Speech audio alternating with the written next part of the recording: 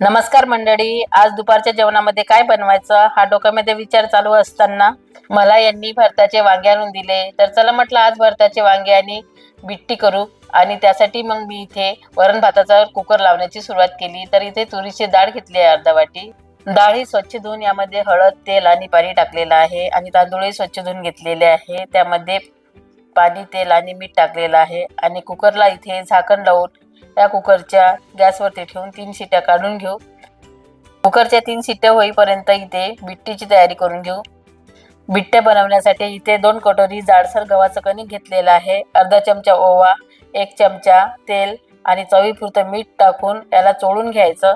नंतर थोडं थोडं पाणी टाकून याचा घट्टसर असा डो बनवून घ्यायचा. घट्टसर डो बनवल्याने बिट्ट्या ह्या छान बनतात. आता हा डो बनवून तयार आहे. आता याला 2 मिनिट बाजूने ठेवू आणि भाजीची तयारी करू. इथे मी भरताचे वांगे घेतलेले आहे. भरताचे वांग्याला एक उभा चिरा देऊन याला 2-3 असे बारीक छिद्र करून घ्यायचे.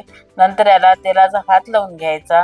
तेलाचा हात लावल्यानंतर गॅसवरती एक जाळी ठेवायची आणि यावरती वांगे ठेवून याला उलट सुलट करून भाजून घ्यायचं. वांगे भाजत असताना याला चारही बाजूनी भाजून घ्यायचं. वांगी ही छान भाजून घेतलेली आहे. आता याची वरची साल काढून घ्यायची. वांग्याची वरची साल काढून झालेली आहे. आता याला चाकूच्या मदतीने बारीक करून घ्यायचं.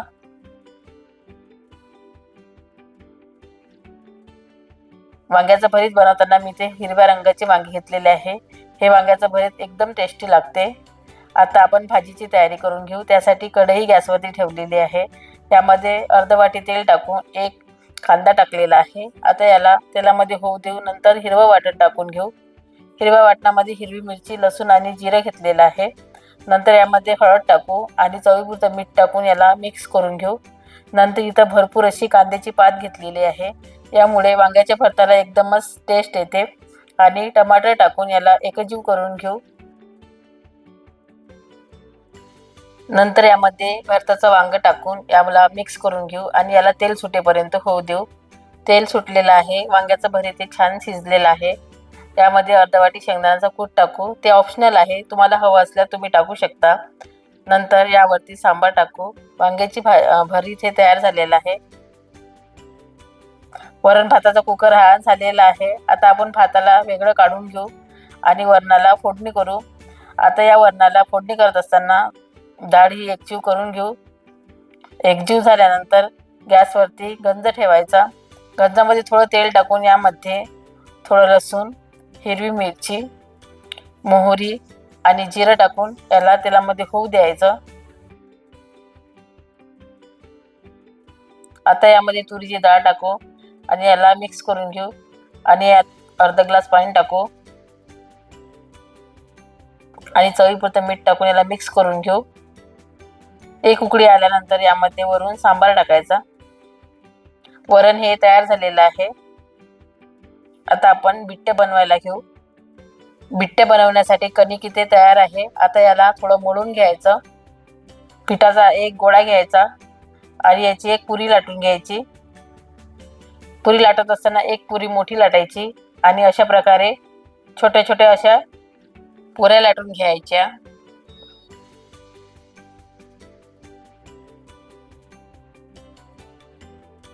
छोट्या छोट्या पुऱ्या ह्या लाटून झालेल्या आहेत. आता जी सुरुवातीला आपण पुरी लाटून घेतली होती ती घ्यायची. त्यावरती तूप लावायचं.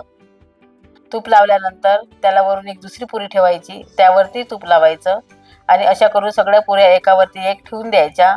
आणि शेवटी एक छोटा पिठाचा गोळा घ्यायचा आणि तो यामध्ये ठेवायचा आणि असं याला गोल करून गुंडाळून घ्यायचं आणि असा याचा गोळा तयार करून घ्यायचा.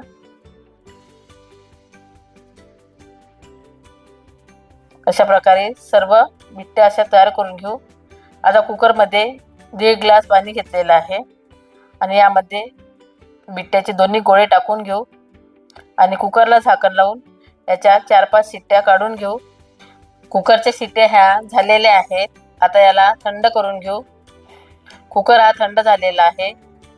आता याचं झाकण काढून बिट्ट्या ह्या काढून घेऊ आणि याचे एका बिट्टीचे 6 भाग करून घेऊ आणि याला थंड करून घेऊ. आता कढईमध्ये तेल घेतलेलं आहे आणि या तेलामध्ये आणि हे तेल गरम झाल्यानंतर याला एक एक करून बिट्ट्या ह्या तळून घेऊ. बिट्ट्या तळत असताना गोल्डन ब्राऊन कलरच्या याला तळून घ्यायचं. त्यामुळे बिट्टी आतमधून छान तळल्या जाते आणि खाण्याचाही खुशखुशीत लागते. आणि अशा प्रकारे आपण सर्व बिट्ट्या ह्या तळून घेऊ. बिट्ट्या ह्या तळून झालेल्या आहे. तुम्ही बघू शकता असे छान असे बिट्ट्या तयार झालेले आहे. दुपारचं जेवण हे तयार झालेलं आहे.